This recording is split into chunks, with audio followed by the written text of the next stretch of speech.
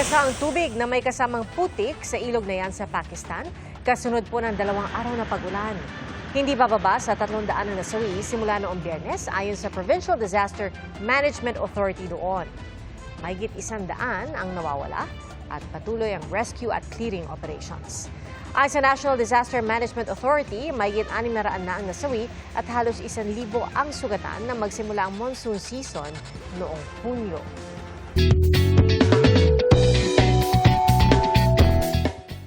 Exciting ang isang festival sa Belgium. Libo-libong itlog ang ginamit para magluto ng higanteng omelette. Tulong-tulong ang mga lumahok na ihanda ang mga sangkap. At sa dambuhalang palayo, prinito ang bacon bago hinalo yung itlog. Ang nalutong omelette ipinamigay sa mga nanonood kasama na ang isang slice ng tinapay.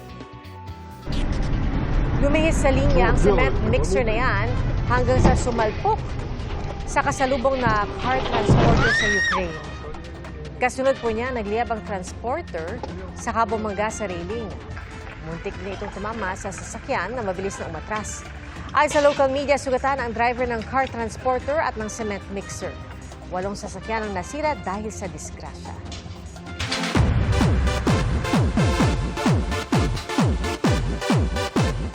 Walang palya ang angas ni Perena, played by Glyza De Castro.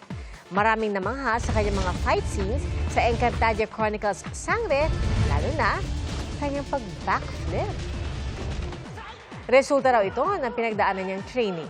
Literal na pawis at pagod ang inilaan ni Glyza para sa kanyang mga aksyong eksena. Kanina, sandaling nabawi ni Perena ang brilyante na apoy, pero nakuha ulit ito ni Olgana. Nakapag-usap na rin sila ni Tera na ginagampanan ni Bianca Umali at ipinalam sa kanya ang tunay niyang pagkatao. Ang dapat abangan sa mga susunod na araw ay kung makukumbinsi ba si Tera na sumama sa Encantadia.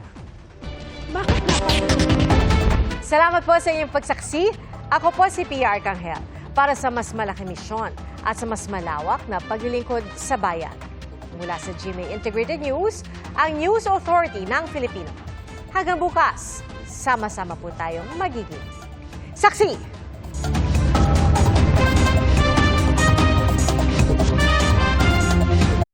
Mga kapuso, maging una sa saksi. Mag-subscribe sa GMA Integrated News sa YouTube para sa iba't ibang balita.